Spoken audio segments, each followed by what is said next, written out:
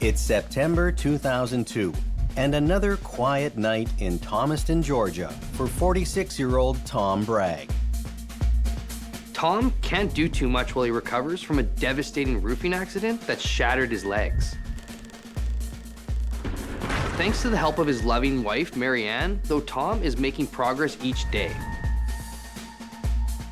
Tom's even ready to start looking for work again and provide for his missus like he used to. She's his princess after all, and he her knight in shining armor. This fairy tale romance, however, does not have a happy ending. Their happily ever after comes to a screeching halt. Between the hours of 4 and 6 a.m. on September 9th, 2002, Tom Bragg is brutally attacked. For a man who seemingly has no enemies, it's a blow to the entire community. Tom Bragg's murder opens up a Pandora's box of lies and a tangled web of deceit that takes investigators years to unsnarl.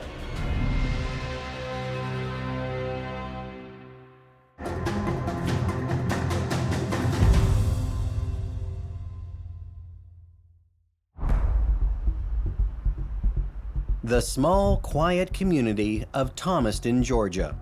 Located along the banks of Potato Creek in the foothills of the Appalachian Mountains, it's a place where residents enjoy the tranquility of rural living, within 60 miles of the big city. At one point, Thomaston is named one of the 100 best small towns in America. People love it here. It offers slow-paced southern charm with a family atmosphere, great schools, and friendly people. Everyone knows everyone.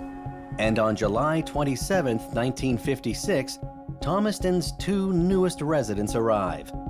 Little Thomas Eugene Bragg, and 3 minutes later, his twin brother Timothy. Tom and Tim have 4 older siblings, but the twins share an extremely close bond. They're together all the time. Even though Tom and Tim are identical in appearance, their personalities are unique. Tom's more meek and reserved, while Tim's definitely wilder and more outgoing, but they balance each other out nicely. After Tom graduates high school in the mid-1960s, Tom becomes a long-haul truck driver.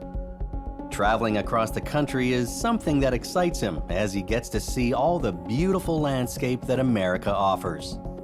Tom enjoys being a trucker, but does find the solitude of the open road a challenge. It's difficult being away from his family, especially his twin, Tim. When he's not working, Tom finds solace in the company of Tim and his family. Tom might be quiet and reserved, but he's a family man. He grew up in a big family, and he finds comfort and joy being in their presence. On the road, it's Huddle House Tom gravitates to, a popular diner with friendly patrons and staff, and all-day breakfast. But it's not the hot coffee, bacon, and eggs that keeps Tom from going back on a regular basis, but rather someone who consistently grabs his attention. Tom Bragg takes a liking to one of the Huddle House waitresses, Frederica. And luckily for Tom, Frederica likes him back. Tom and Frederica fall in love, and soon after, they get married. Although they find themselves apart from time to time due to his job on the road, they make every second count when they're together. The couple have 2 kids together, a son and a daughter. Tom is a loving and devoted father. He takes his kids on cross-country trips in his truck during the summer, alleviating some of the solitude of his job. This also gives the children an opportunity to see the country. It's a fun and unique experience. Not many children can say they've done this, and what's even better, Tom and the kids are bonding and creating lifelong memories. But with Frederica still at home, there's a strain on the marriage. Married drivers who do not have their spouses accompany them on the road are far more likely to divorce. It's long, stressful hours spent apart, and when a trucker does get home, they're exhausted. The couple tries to work on their relationship in order to save their marriage, but the mounting pressures of his work on the road and the children make it much more difficult than expected. Tom and Frederica get divorced while their children are still young. Even though Tom lost out on love once, he's a romantic and still hopeful about finding it again. One evening, Tom hits the town with his twin brother, Tim. Also out for an enjoyable night is the lovely Mary Ann Nance. Mary Ann Nance is a divorcee, just like Tom Bragg, and a single mom. They have a lot in common. Both divorced, have kids, and both are looking for love again. Like Tom, Mary Ann's been unlucky in love too. When Mary Ann was young, she becomes pregnant with her high school sweetheart, John Fires. Due to strict family values, Mary Ann has no choice but to marry John. But it's obligation more than love. He's not her knight in shining armor. After having 2 more children and trying to keep the family together for 7 years, Mary Ann and John divorce. Mary Ann works various jobs to be able to pay the bills and care for her 3 daughters. She works non-stop to care for her children. It's exhausting. 5 years later, Mary Ann meets another man, James Wright. James is older and becomes a father figure to Mary Ann's 3 daughters. He takes care of the bills and helps raise Mary Ann's girls. She's not alone supporting her family anymore. She's got a partner. Nearly a decade later, despite a harmonious marriage, Mary Ann and James decide to part ways. Mary Ann and James remain close and maintain a friendship with each other. They also continue to co-parent the kids. Mary Ann is still looking for her knight in shining armor when she spots Tom Bragg across the bar that summer night. Could he be Mr. Right? And as soon as Tom locks eyes on Mary Ann, there's no doubt in his mind. He's head over heels. She's the one he's been waiting for. Advising his brother Tim he has to meet this shockingly beautiful woman in front of him, Tom doesn't hesitate for a second as he makes his way over, and the two start up a conversation. The sparks are flying between them and they hit it off immediately. Tom Bragg and Mary Ann Nance share countless moments of laughter, joy, affection, and passion. One night, Tom Bragg takes the plunge and asks Mary Ann Nance to take his hand. For Mary Ann and her history of failed relationships, Tom's love and attention is right out of a fairy tale. Now all her past heartache seems worth it. Both Mary Ann and Tom's broken hearts have led them to each other. Tom and Mary Ann tie the knot in August of 2001. They're so excited to merge their families and be one big happy family, like Tom was growing up. Tom doesn't want to make the same mistake with his new wife that he made with Frederica, his previous wife. So he hangs up his long-haul trucking keys and trades them in for a hammer. Tom is committed to making this marriage work, and he makes a scary choice. He gives up his career in order to ensure that he is home with his wife. Tom starts a new career as a roofer. The best part about his new job? Tom gets to work alongside his twin brother Tim. Not only do the two work great together, but their brotherly bond only grows stronger. After enduring some lonely times, Tom's dream of being close to his family with a loving wife have come true. It almost seems a little too good to be true. Unfortunately, like any great dream, Tom Bragg's ends with a devastating wake-up call. In the summer of 2002, Tom and Tim are working on the New Life Pentecostal Holiness Church in Thomaston.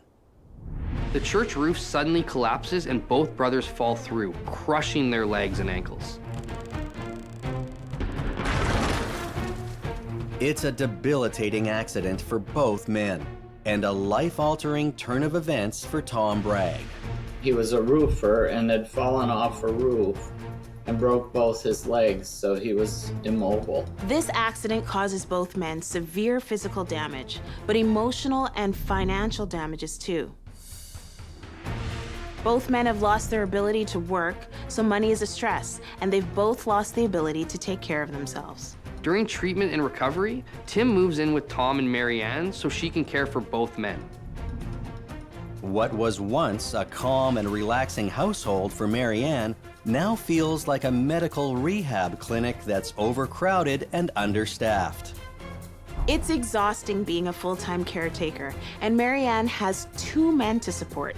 But there's also something nice about them all under one roof. Tom has two of his favorite people within arm's length at all times. He's far away from his lonely days on the road.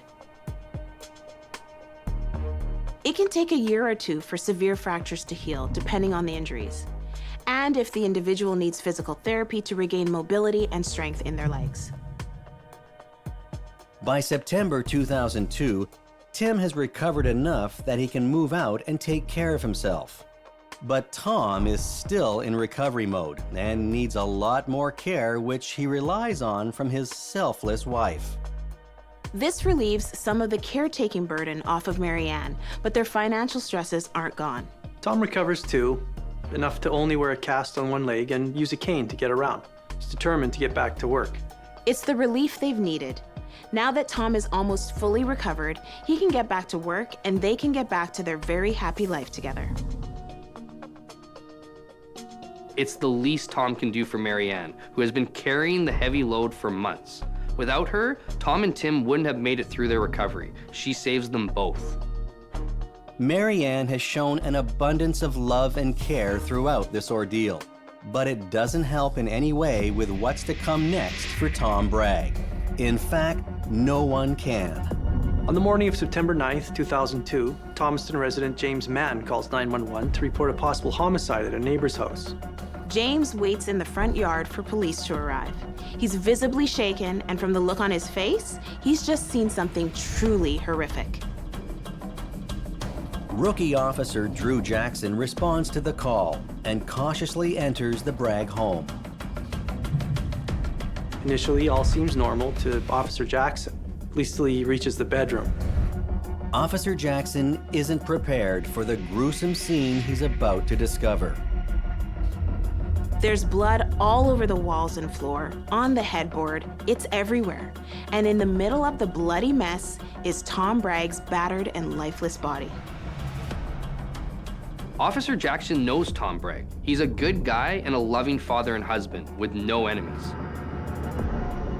Or so Officer Jackson thought. He quickly calls dispatch to advise of the horror in front of him, which will begin a shocking investigation with unexpected results.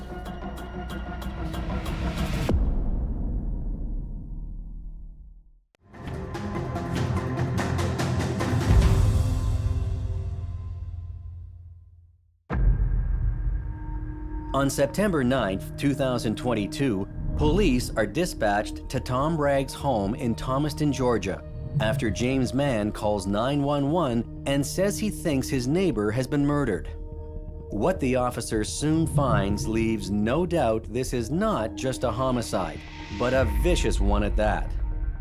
Tom Bragg's lifeless body lays in his bed with a pillow over his head and face. The bedroom is obviously the scene of an extremely violent altercation. There's significant blood spatter on the walls and ceiling. There's also a large pool of coagulated blood under the bed. Due to the extent of blood and the violent nature of the scene, Officer Jackson calls for backup. He needs to secure the scene, the murder scene, quickly. It's crucial to lock down a crime scene and collect evidence as fast as possible to protect the integrity of the evidence, to ensure it isn't contaminated and nothing is missed. Officer Jackson has already noticed there doesn't seem to be any immediate signs of forced entry or a break-in. In fact, the house appears to be in ship shape. There are no signs of disarray. With the exception of the bludgeoned and lifeless body of Tom Bragg. As Officer Jackson looks closer, he does notice blood droplets in a pattern that lead right to or from the bedroom. Normally, a trail of blood can mean a few things. Either a body was moved from one area to another, or blood was tracked from one area to another by the victim or the killer. With the amount of blood and splatter present in the bedroom and around the body, it's obvious the body couldn't be moved. So someone else left that trail of blood from the bedroom to the entryway. It's a treasure trove of evidence for investigators, but it's a matter of piecing it all together to find out exactly what happened at this horrific crime scene. The significant amount of blood spatter also suggests to police a forceful and repetitive action, a bludgeoning. A large pool of coagulated blood under the bed indicates Tom has lain there for quite some time. Tom's face covered with a pillow is a curious clue for police. Due to the brutality of the attack, it's unlikely the killer tried to suffocate Tom. He'd clearly already been dead from the excessive bludgeoning, so there must be another reason.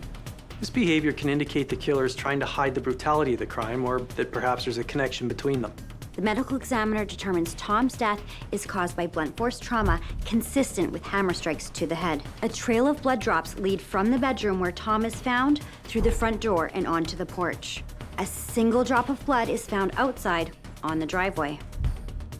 Tom is known to be a likable guy in the area, so it's hard to imagine someone close by would do this and walk out the front door dripping blood. But that doesn't stop investigators talking with the neighbors.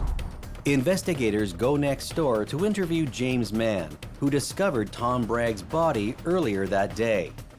James said he saw Mary Ann leave early that morning for her doctor's appointment, but didn't notice anything unusual around the Bragg house. When Mary Ann Bragg arrives home a short time later, she walks into a living nightmare. Mary Ann Bragg tells officers she is at her psychiatrist that morning in LaGrange, Georgia for an appointment. She left early as her doctor is over an hour away. Mary Ann takes her friend, Deborah Clay, on the ride, and Deborah confirms this when questioned by investigators. His wife went to the doctor's. In the morning, come home and found that he had been murdered. When someone is in a long-term relationship and murdered, it's standard operating procedure to take a first look at the spouse or loved one. With Mary Ann Bragg quickly ruled out as a suspect in her husband Tom's murder, investigators start looking in any and all other possible directions. Linda, Tom's sister, decides to try a different approach to unraveling the mystery of Tom's murder. Linda sends psychic Phil Jordan a picture of Tom. I did readings through the mail where somebody would send me a picture and I would record on a cassette tape and send them a reading on the picture. This woman from Thomaston, Georgia, sent a picture of, she just told me that it was her brother. And I recorded what I read on that. I felt that he was deceased. I felt that he had died a tragic death. And I think I felt that he had issues with his legs. And she took the recording because I had told her other things about his death, and she took the recording to the detective bureau, and they were very intrigued by what I had to say. While Tom's sister is contacting a psychic for information, investigators are scratching their heads. They haven't found a single person who would want to hurt Tom Bragg, let alone kill him. Police are baffled by who could have committed such a brutal attack. With little to go on, detectives take a closer look at the accident that caused such serious injuries to twin brothers Tom and Tim Bragg. The roofing accident happened just a few months before Tom's brutal murder. Maybe there's a link that investigators haven't seen yet. Investigators are forced to regroup in order to see if they've overlooked something or someone. They consider spreading their net further in order to attract possible new suspects. It's possible someone connected to this life-altering incident has something to do with Tom Bragg's death. Police questioned friends and family about the accident, but everything seems to check out. There are no pending lawsuits or unresolved business there. Actually, most people say Tom Bragg is very well liked in the community. Struggling to piece it all together, investigators decide to take an unconventional route into the other world. Investigators decide to use Phil Jordan's psychic gift. They were baffled by his reading of Tom's picture, and while they may or may not believe in it, they can take all the help they can get. And he said, I would really love to have you become a deputy. So he had me sworn in as a special deputy, and I went through police academy the following spring and became a sheriff's deputy in our county. Phil Jordan arrives in town to help with his psychic gift. He's brought in to examine the house after being endorsed by the police, including the sheriff of the county where he lived. The crime scene was in this small house in a neighborhood in Thomaston, Georgia.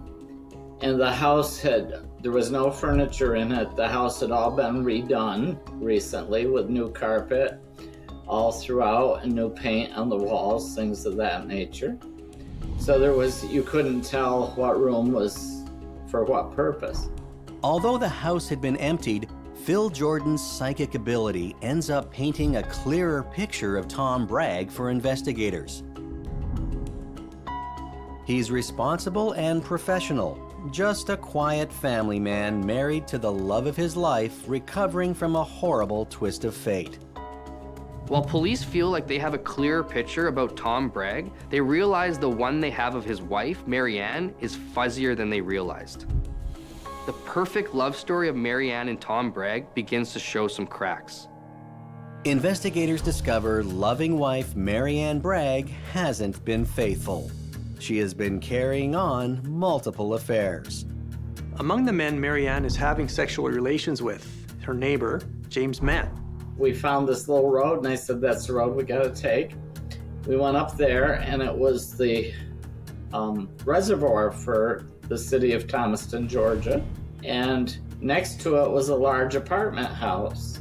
And I said, there's something about the second apartment from the left, and I think that apartment is connected to someone connected to this murder. And they looked at each other and they couldn't hold back much longer. They said, well, that apartment is occupied by the boyfriend of the deceased person's wife. The neighbor who happens to find Tom Bragg's body that fateful September morning. Investigators are curious how the neighbor never felt the urge to mention his affair with Mary Ann when they first talked with him. Mary Ann Bragg's other lover? Pastor Steve Craven of the New Life Pentecostal Holiness Church. The church where Tom Bragg and his twin brother Tim happened to have their crippling, life-altering accident. Same as the neighbor, Pastor Stevens is now the focus of their attention. Are these just haunting coincidences? Cases of random unlucky happenstance? Or are they the signs of a dark and manipulative plot? A cheater is not a murderer, so Mary Ann Bragg's multiple affairs don't prove anything. But her dangerous liaisons could lead to a potential motive for a jealous lover. All of a sudden, police have two people at the top of their suspect list, and investigators are hoping one of them can help explain how they went down the dark and twisted path to murder.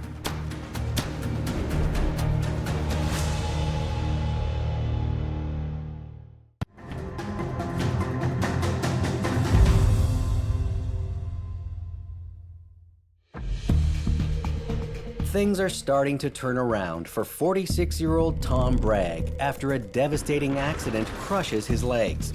Thanks to doting wife Mary Ann, Tom's recovery is smooth and he's ready to get back to work and back to life. But it will never come to pass, since Tom is bludgeoned to death the morning of September 9th, 2002. Investigators learned Tom's wife, Mary Ann Bragg, was an hour away at a doctor's appointment during the time of the murder. But her hands aren't entirely clean. She's been having affairs with at least 2 neighborhood men. Investigators seize the Bragg family computer in hopes it might elicit some further clues. The computer turns out to be a stockpile of salaciousness. The search history is filled with online dating profiles and ads connected to Mary Ann Bragg. There's also a ton of steamy chat room conversations with several different men. Investigators feel these new leads are important as they can implicate some very troubled individuals that remain behind the guise of the internet. Police decide it's time to have a chat with Mrs. Mary Ann Bragg to find out exactly what has been going on. Mary Ann Bragg sits down with police and quickly opens up about her side of the story, including her actions based on the rocky relationship.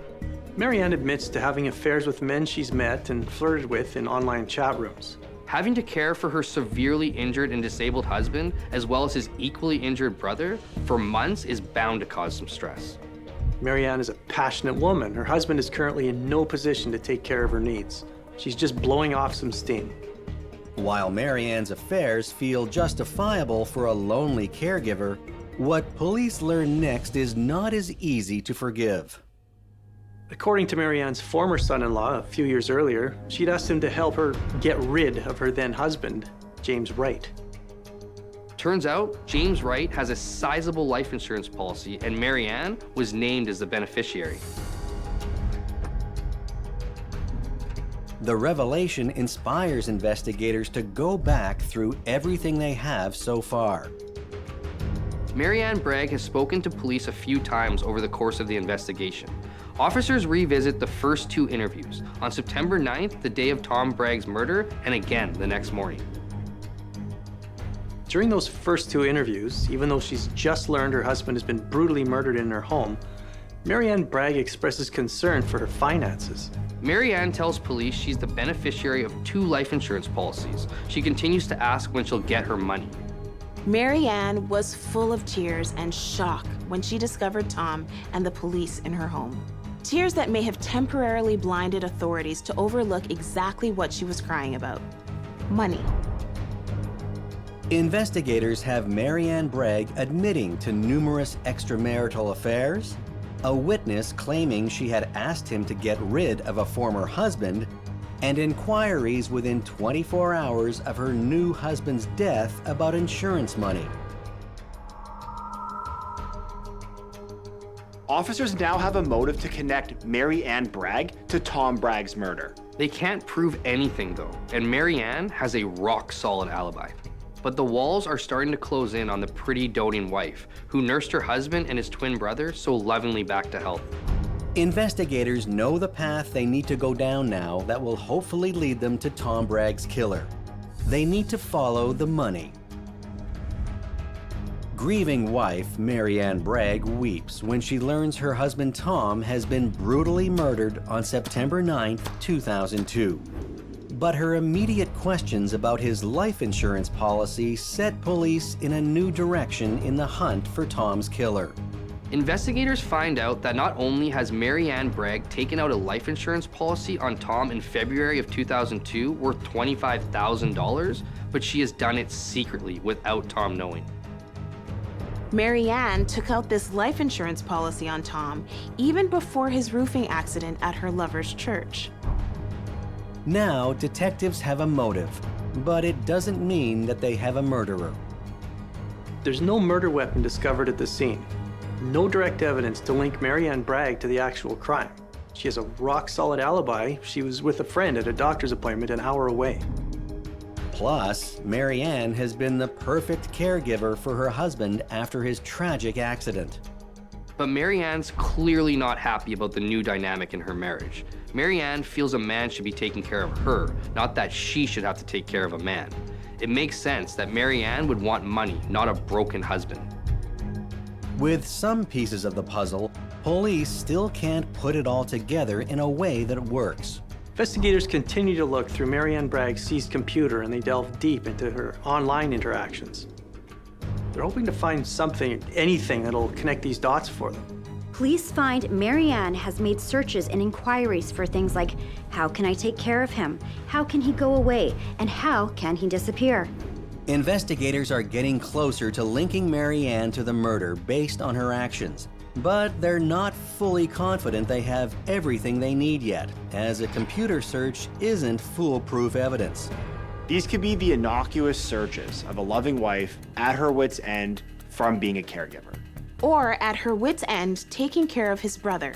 He, in these searches, may not even be Tom that she's referring to, but Tim. They could also be something more sinister. With mounting evidence against Marianne Bragg, investigators decide to revisit her alibi. Months after the murder of Tom Bragg, police call in Deborah Clay, the friend who initially said she rode with Marianne to LaGrange, Georgia, the morning of September 9, 2002, to her doctor's appointment. This time, Deborah tells a very different story than the year prior. Deborah's new statement claims Marianne gave her some medication that morning. She took the drugs and they made her very sleepy. Deborah says that she's in and out of sleep most of the ride to LaGrange. During one of her groggy but waking moments, Deborah claims the car stops on a bridge and Marianne throws a plastic bag off the side and into the water. Deborah also says that at another stop, at a Hardee's fast food restaurant, Mary Ann tosses a large garbage bag into a dumpster. Investigators begin to theorize that key evidence is being discarded in a dumpster and off of a bridge, all while Mary Ann is building a seemingly perfect alibi. How must Deborah feel being a pawn in Mary Ann's deadly game of murder? Suddenly, a year later, this case is wide open, with a prime suspect who no longer has an airtight alibi. But if Mary Ann Bragg did get rid of all the hard evidence, can anything ever be proven? Investigators have a lot of evidence on their plate in order to put Mary Ann behind bars for the murder of her husband.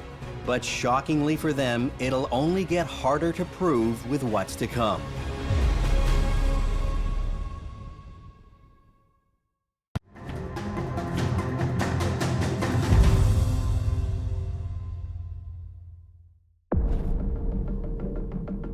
More than a year after the murder of Tom Bragg, investigators start to question the validity of Mary Ann Bragg's alibi. They interrogate her friend, Deborah Clay, again. Deborah admits that Mary Ann gave her drugs that made her weary and sleepy. In a brief waking moment during their drive to LaGrange the morning of September 9, 2002, Deborah remembers them stopping on a bridge and Mary Ann throwing something wrapped in plastic into the water. Deborah also remembers a brief stop at a Hardee's where Mary Ann tosses a garbage bag into a dumpster. It's possible that Mary Ann is throwing out and destroying evidence that could implicate her in her husband's murder. Suddenly, investigators don't just have a potential motive, but the one thing truly standing in their way, a strong alibi, seems to be crumbling. Throughout this investigation, evidence has increasingly been pointing towards Mary Ann's involvement in Tom's murder. This seemingly doting wife has been hiding many secrets, so investigators are eager to find out more. They decide to check in with the psychiatrist Mary Ann saw the morning of Tom's murder. Finally, investigators are getting somewhere. But it's a sixth sense from someone else that really breaks the case wide open. And I said, well, there's something about a doctor. Something you got, a doctor will sort of confirm things for you and it will open the case for you, I think. Investigators follow psychic Phil Jordan's hunch and interview Mary Ann's psychiatrist.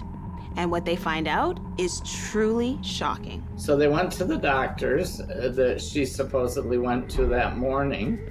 And the doctor said, yes, she came in and she wanted some sedatives because her husband had died in the night. And she told the detectives that she come home from the doctor and found him dead. So there was a real discrepancy in timing there, because she said he was already dead in the night to the doctor and then told the detectives she come home and found him dead. The combination of witness statements, financial motives, online interactions, and now inconsistencies in her alibi build a compelling case against her. But unfortunately, still, none of this is enough to make an arrest. So far, it all seems to be circumstantial evidence. Without direct evidence, like a murder weapon, for example, Mary Ann remains a free woman. Nearly 3 long years later, and after an intense legal battle, investigators are finally able to obtain Mary Ann's records from her psychiatrist. According to the American Psychology Association, the court may issue subpoenas or an order requiring a party provide testimony or produce documents regarding a specific case or patient. Mary Ann's psychiatrist's records contain another startling revelation. What investigators find in the psychiatrist's transcripts is enough for them to finally obtain an arrest warrant for Mary Ann Bragg. On November 8, 2005, more than 3 years after the murder of Tom Bragg, Mary Ann Bragg is arrested.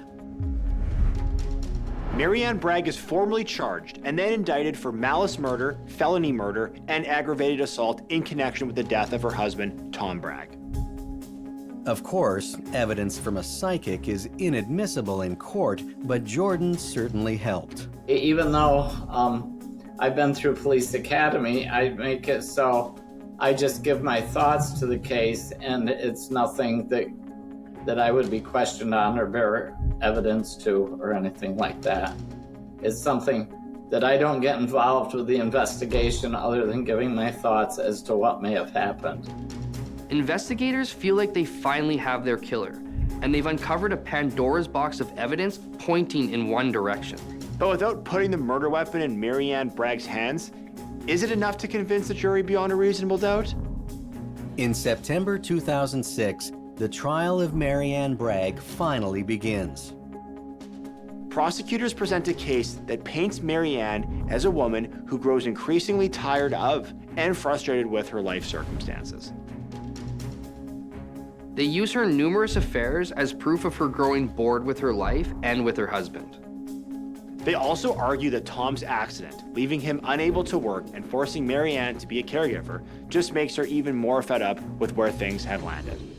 With the prosecution hammering down on Mary Ann's anger for having to care for her husband and his brother, there's much more damning evidence they use in order to prove she was capable of murder. The prosecutors make sure to mention the multiple insurance policies that Mary Ann has, especially the one for $25,000 that she secretly took out on Tom.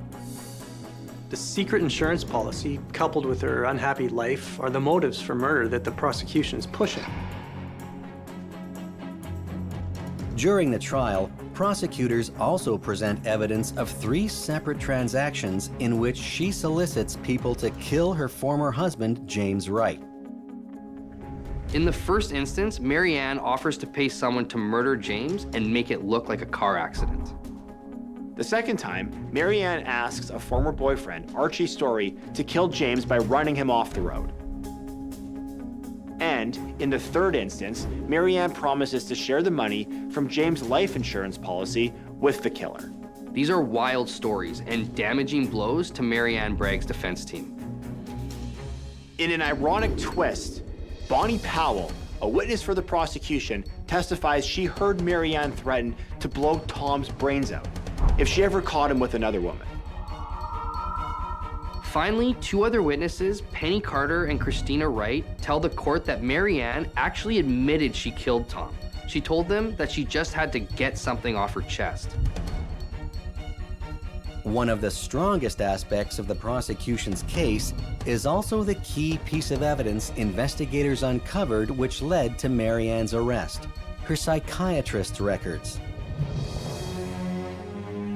On September 9th, 2002, the morning of the murder, Mary Ann Bragg apparently arrives at her psychiatrist's office and appears distraught. She explains to her psychiatrist that she's just found out her husband's been murdered. Mary Ann's statement to her therapist about her husband's murder is made before law enforcement has notified her that Tom Bragg is dead. Numerous witnesses testify in court about Mary Ann looking for an insurance payday and even trying to have a previous husband killed.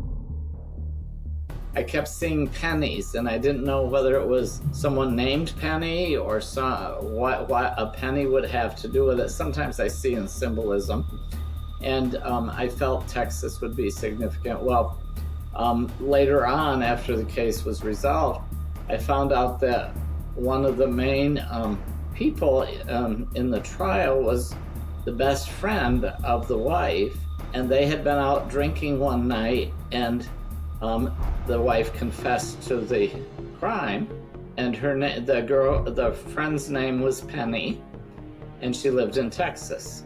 After presenting damning psychiatrist records where Mary Ann mentions her husband's murder before she's been told of his death. The defense has an uphill battle to try to save Mary Ann's future. The defense subpoenas a medical expert to testify as to whether or not Mary Ann could have physically committed this brutal, heinous act. Medical documentation says that Mary Ann Bragg's physically incapable of causing the type of horrific injuries Tom sustained. The defense emphasizes there's never been any direct evidence linking Mary Ann to the crime. The defense team is even able to secure a few testimonials that describe Mary Ann as someone who couldn't do something like that. She loved and cared for her husband, after all. The jury hears Mary Ann had been having numerous affairs with men from town, as well as with men in online chat rooms. Mary Ann Bragg's defense team introduces a theory that another person, even one of those men, may have killed Tom Bragg. Even though there's no real evidence to support this, it could plant a seed of doubt in the jury members' minds. With that, the defense and the prosecution both rest their case. With both sides confident in what they presented to the jury, there's nothing else they can do but wait.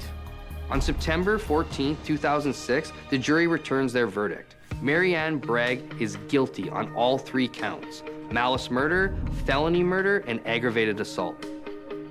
Mary Ann is sentenced to life in prison for both the malice murder and felony murder charges. She receives an additional 20-year sentence for aggravated assault. The story sends ripples through the community of Thomaston, Georgia. What was once a small, quiet area is now the center of attention for national media once the conviction is heard. The revelation of Mary Ann's actions and verdict leaves many shocked. They struggle to reconcile the image of a woman they thought they knew with the monstrous crimes she committed. People saw Mary Ann taking care of her husband and his brother. They couldn't see the bitterness and resentment in her heart for having to do that. The outcome of the trial does bring some semblance of closure to Tom Bragg's friends and family. I stayed in touch with Linda for quite a while after the case because she was so appreciative that the case was resolved, but she's died since that time, and so I feel bad about that. But at least the one thing I really felt good about is it brought her closure for her brother's death. But the pain of their loss will remain, especially for Tim Bragg, who shared everything with his twin brother and will forever have an inconsolable hole in his heart. In the end, Tom Bragg had no enemies, except the one that was right in front of him. Fortunately, investigators never gave up digging and made sure justice prevailed, and his killer was found guilty for her heinous crime.